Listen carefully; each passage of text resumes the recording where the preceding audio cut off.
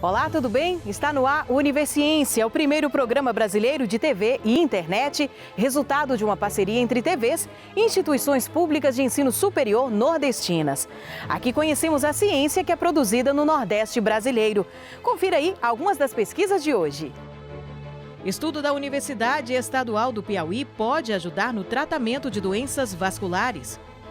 Uma pesquisa da Universidade Federal de Sergipe investiga a relação entre tonturas e zumbidos com a pandemia.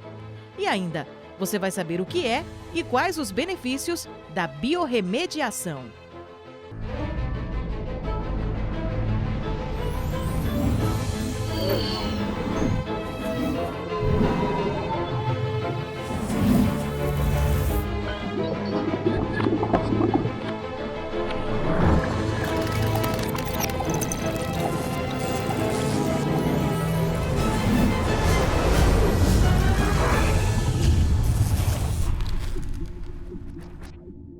Um estudo da Universidade Estadual do Piauí está usando matemática e computação para ajudar com o tratamento de doenças vasculares.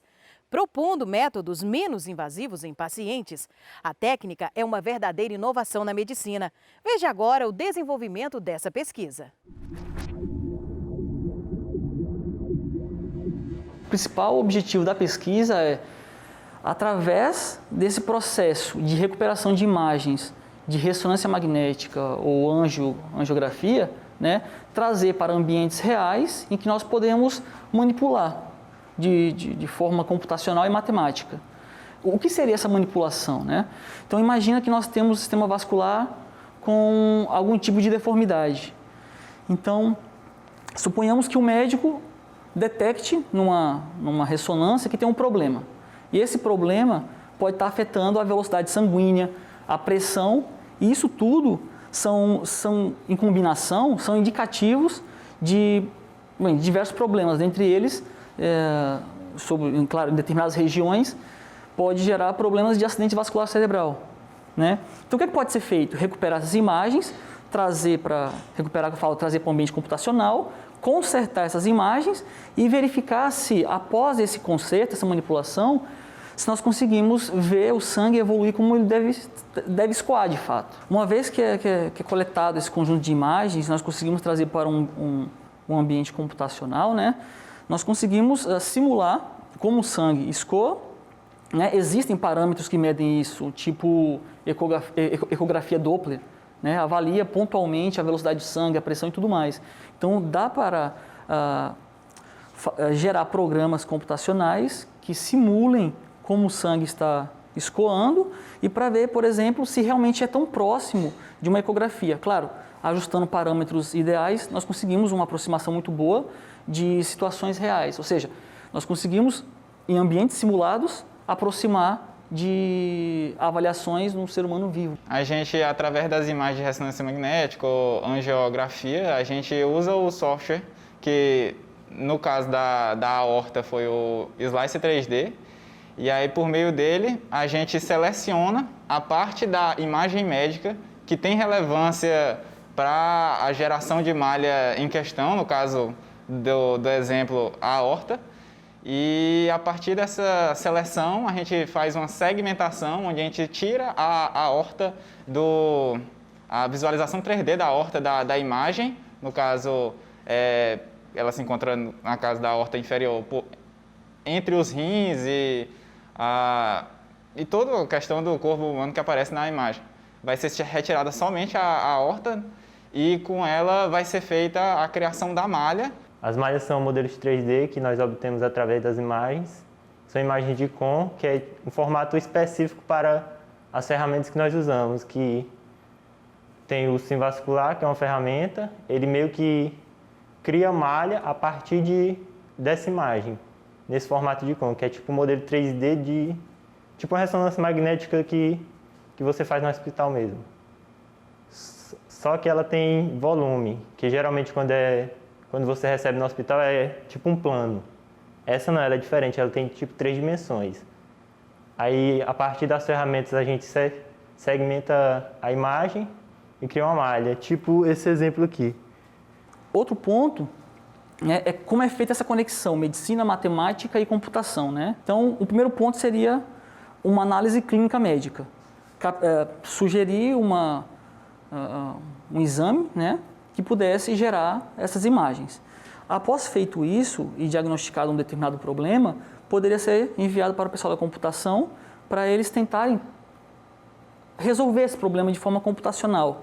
Feito isso, resolvendo isso, traria para a matemática para poder programar os dados, né, fazer as contas para garantir que aquilo que está sendo feito no ambiente computacional, de fato, é uma decisão ótima, né? Em que sentido ótima? É a melhor decisão a ser tomada dentre possibilidades boas. Então, se nós temos uma parede vascular que ela é reduzida por alguma anomalia, nós podemos botar localmente um stent. Para que servir esse stent? Se uma parede vascular está apertada, você abre ela.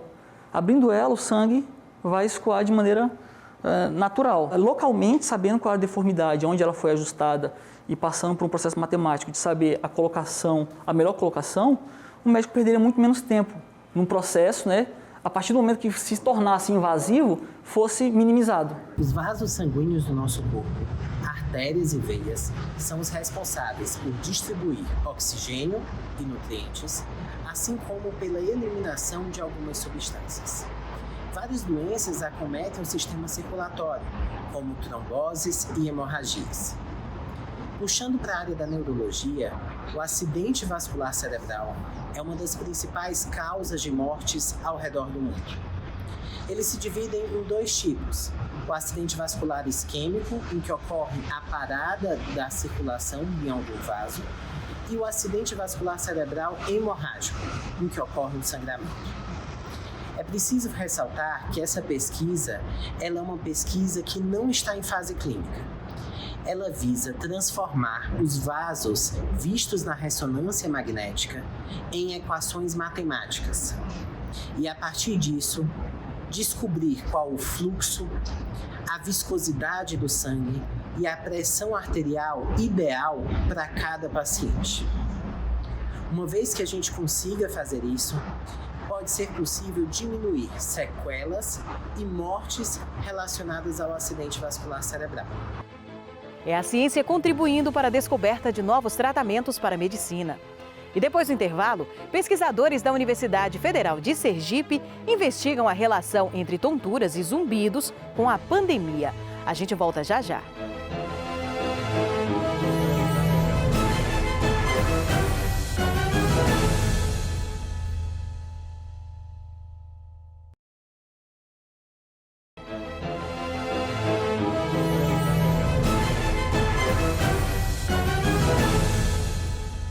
A Covid-19 mostrou a importância da ciência na vida das pessoas.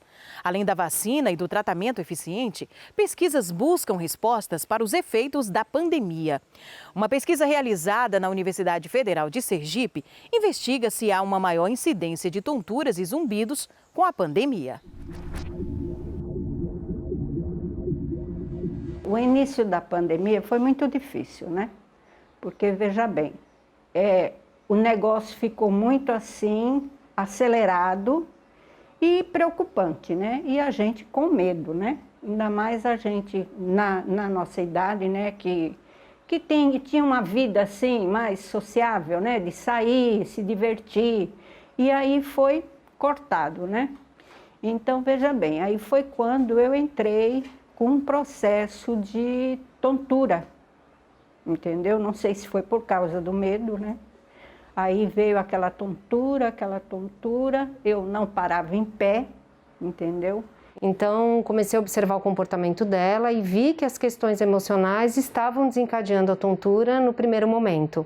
Num segundo momento, para poder ocupar, ela começou a fazer máscara para vender e aí ela teve tontura de novo. Eu falei, de novo, será que é questão emocional? E aí eu logo comecei a alinhar com a questão mesmo de problema de coluna, né, de sentar adequadamente na máquina de costura. E aí ela desenvolveu também uma dor lombar muito forte. E aí eu procurei até um fisioterapeuta para poder ajudar e foram também diminuindo essas crises de tontura. E aí em conversa com os alunos, o que vocês têm visto dentro de casa, as queixas, e os alunos sempre comentaram comigo, eu tenho alguém na família que está sentindo tontura, que sentiu zumbido, ou durante o próprio isolamento social, ou até mesmo depois de ter contraído a Covid.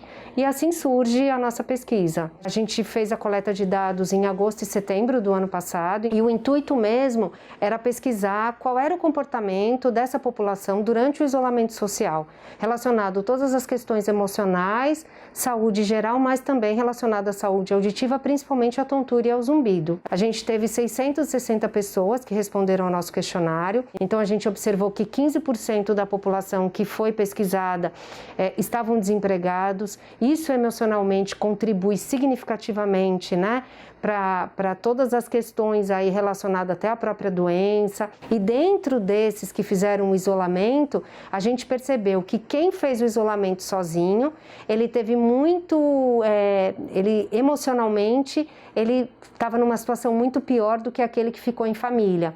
Então, assim, a gente observa que a ansiedade foi o carro-chefe para todo mundo, principalmente para aqueles que ficaram isolados sozinhos, e o estresse. Sendo que aqueles que pegaram Covid, além de ficarem ansiosos, estressados, também tiveram muito mais medo. São dados significativos que deram na nossa pesquisa. Eu morava sozinha, lá na Atalaia, né? E aí, com esse processo também da pandemia, ela não queria que eu ficasse sozinha em casa. Justamente por isso, né? Porque lá no prédio a vizinha teve, entendeu?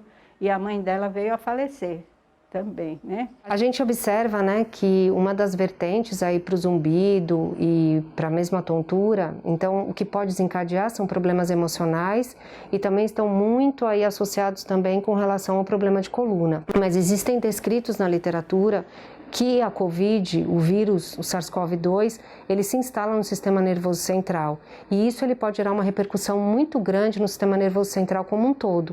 E também pode agir negativamente, nos canais semicirculares, alterando toda essa condição da nossa orelha interna e gerando aí esses sintomas auditivos e vestibulares, que é a tontura e que é o zumbido. Então, os dados mostram realmente que a população apresentou tontura, apresentou zumbido. Observamos que 20,7% apresentaram dor na coluna, que foi desencadeada no período do isolamento social. Além disso, 9,5% apresentaram zumbido e 9,7% apresentaram tontura, sendo que muitos também relataram, acima de 8%, relataram que o problema agravou. Então, ele já tinha o problema e o problema piorou durante o período de isolamento social. Então, acho que detectar, diagnosticar esses pacientes nessa fase agora é muito importante para poder até atuar melhor nessa qualidade de vida deles, numa vida aí para frente. Então, hoje, o que eu fiz, estou morando com ela, desfiz lá do apartamento, entendeu? Aí vim de mudança para cá, e aí agora a gente está para vender o apartamento e vou ficar definitivo aqui. Que para mim é melhor que eu tenha uma pessoa que cuida, que está mais próximo, e eu ajudo ela, Que eu também tenho um netinho e eu ajudo ela. Então vai ocupando a cabeça também, a minha cabeça, Eu não fico tão só pensando bobagem, Porque cabeça, quando está só pensa bobagem, Uma outra contribuição da pesquisa para a sociedade vem do Laboratório de História e Memória da Esquerda e das Lutas Sociais, Labelu, da Universidade Estadual de Feira de Santana, na Bahia. O espaço agrega pesquisadores de história dos mais diversos níveis de pesquisa.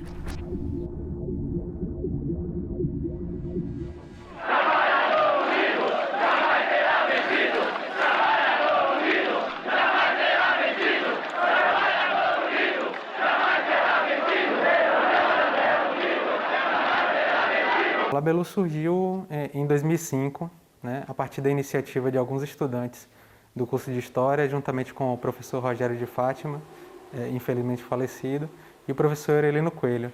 Era um grupo de estudantes que tinha interesse em pesquisar política, movimentos sociais em Feira de Santana e na Bahia, e o curso não oferecia esse espaço, um laboratório, como a gente entende a palavra, laboratório como espaço de labor, espaço de trabalho, espaço de ofício de história. Então a gente resolveu criar esse espaço para poder empreender pesquisas no sentido de entender melhor os movimentos sociais, a história da esquerda, das lutas dos grupos subalternos. Geralmente a gente tem a imagem do laboratório como aquele laboratório de análises clínicas, né? Mas aqui também se constitui como um espaço de labor.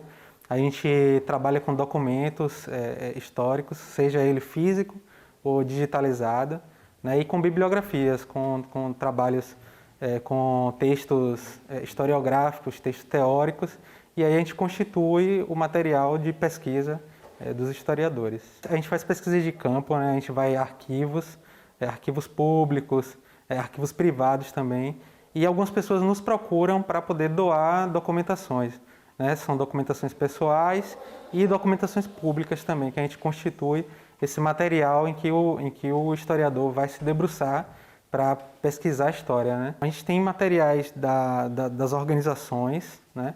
Não são materiais fáceis de conseguir, porque muitos desses materiais foram apreendidos pela ditadura militar naquele ambiente, né, político intenso, né? Mas alguns materiais foram preservados, né? Um deles está aqui no laboratório, que é o da Organização de Esquerda Política Operária, né?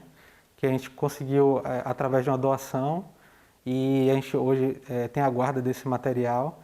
Então, são materiais difíceis de se conseguir, mas também a gente pode encontrar vestígios, né, da história e da resistência dos trabalhadores em jornais, nos arquivos públicos, né? Então, é um trabalho de busca mesmo, de averiguação, catalogação desses materiais, onde é que eles estão, né, nos partidos políticos, e aí a gente vai juntando toda essa coxa de retalhos, né? E para dar sentido, né? Para ser mais do que uma coxa de retalhos, a gente tem que dar sentido a essa história dessas organizações e desses grupos que lutaram, que resistiram, né? Além desse projeto Guarda-Chuva que eu falei, que é a História e Memória da Esquerda das Lutas Sociais no século XX, a gente tem 2 projetos ativos, né? Que é o projeto que pesquisa essa organização de esquerda que eu falei, a Política Operária, né? É um projeto que ele pega de 1961, que é o início da organização, e vai até meados da década de 80, né, o recorte temporal do projeto, e pesquisa essa organização, que a gente tem o material documental dela, né? E aí várias pesquisas estão sendo feitas dentro dessa pesquisa maior sobre a Polop, já deu resultados de mestrado, doutorado, nesse sentido. A gente tem também o projeto Um Rio de Lutas, que ele se reporta à história dos grupos que lutaram em torno da instalação da Chesf, né? A Chesf é uma empresa pública que se instalou no Rio São Francisco, e para a instalação dela houve o alagamento da região no entorno, né? Então, muitos ribeirinhos, comunidades indígenas perderam seus territórios, né, de vivência, de tradição, e constitui uma grande luta, né, de reorganização desses povos na região do submédio São Francisco. Então, nós fomos procurados pelos lutadores sociais da região para salvaguardar essa memória e para buscar resguardar, né, a memória da luta dos trabalhadores na região do submédio São Francisco. Então, a gente recebeu esse material e constituímos esse projeto, Um Rio de Lutas. E a gente também trabalha, já teve resultados também de mestrado, e a pesquisa continua.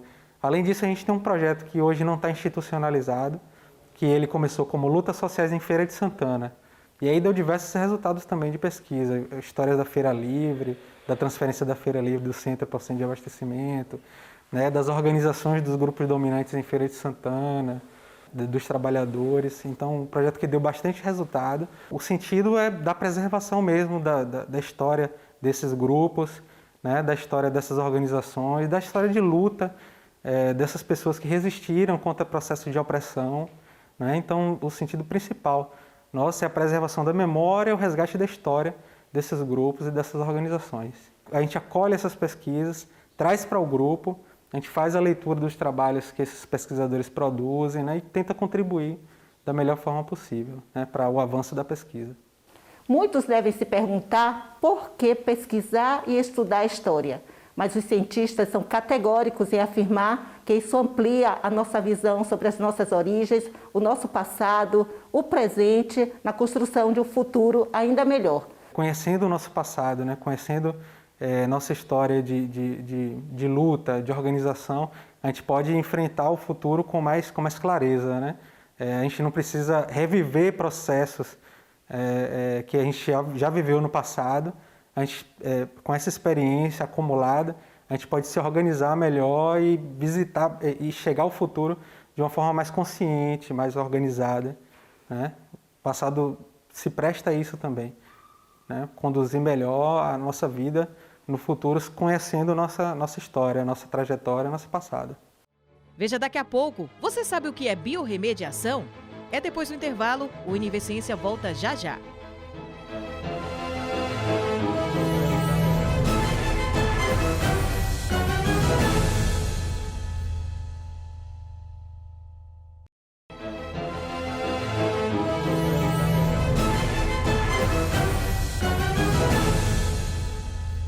Uma solução simples, eficaz e de baixo custo para despoluir as praias nordestinas contaminadas pelo derramamento de óleo em 2019. Trata-se da biorremediação, um projeto encabeçado pela Universidade Federal do Rio Grande do Norte e desenvolvido em parceria com outras universidades públicas.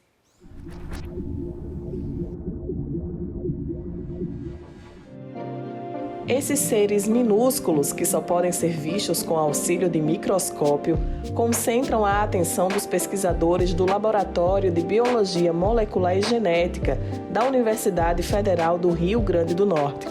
Os cientistas trabalham na descoberta de novos genes dos micro-organismos, capazes de proporcionar mecanismos com aplicação biotecnológica, ou seja, o desenvolvimento de tecnologias a partir de conhecimentos da biologia. Então, o nosso laboratório há mais de 10 anos trabalha com microbiologia e biodiversidade de micro-organismos, principalmente focados em microbiologia de petróleo, porque os micro-organismos participam de vários ciclos biogeoquímicos e estão diretamente relacionados à cadeia produtiva do petróleo, desde a extração do óleo mesmo, porque existe atividade microbiana já no reservatório, e até na distribuição, estocagem, etc.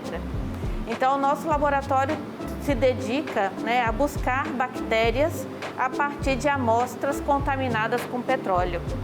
Então, a gente vem isolando bactérias, ou seja, identificando espécies a partir dessas amostras ambientais. E com isso, nós temos um banco de micro-organismos no laboratório que a gente vem estudando e caracterizando quanto a essa atividade de degradação do óleo e também da produção de compostos com potencial biotecnológico. E com isso, a gente vem desenvolvendo, então, metodologias de biorremediação baseadas em micro-organismos com atividade de degradação de hidrocarbonetos, de óleo. Essa biodegradação com a eliminação de poluentes a partir do uso de bactérias poderia ser a solução, por exemplo, para remediar o aparecimento de petróleo no litoral brasileiro em 2019, quando toneladas do produto foram encontradas nas praias de diversos estados. E o nosso objetivo é reduzir o impacto que o derramamento de petróleo causa ao meio ambiente. A gente isolou algum desses micro-organismos dessas amostras e está testando juntamente com os micro-organismos que a gente tem aqui no laboratório para verificar se esses micro-organismos juntos eles vão atuar melhor na degradação desse petróleo. Dentro dessa mesma temática e buscando alternativas para os resíduos industriais, pesquisadores do laboratório também desenvolveram a startup Microciclo, com a finalidade principal de apresentar uma solução para o acúmulo de resíduos tóxicos. A Microciclo é uma microempresa de base tecnológica, que surgiu depois de anos de pesquisa na área de microbiologia do petróleo e com uma proposta de colocar um produto biorremediador no mercado. Esse produto é uma mistura de bactérias que tem a formulação líquida ou em pó e que a gente está validando esses dois modelos de negócio. e que tem a função de descontaminar resíduos oleosos gerados por diferentes indústrias. Indústria metalúrgica, petroquímica, siderúrgica, todos esses setores geram grandes volumes de resíduo oleoso que é tóxico, cancerígeno, agride ao meio ambiente e que hoje tem métodos de tratamento que não são ecologicamente amigáveis. Então, a nossa proposta é que essa mistura biorremediadora faça uma descontaminação do resíduo em um período necessário, né, que a empresa demande, essa demanda vem da empresa, na verdade, o período de tratamento, e que a água descontaminada possa ser reutilizada em processos industriais. Então, as perspectivas futuras é a gente obter biorremediadores, né, comerciais.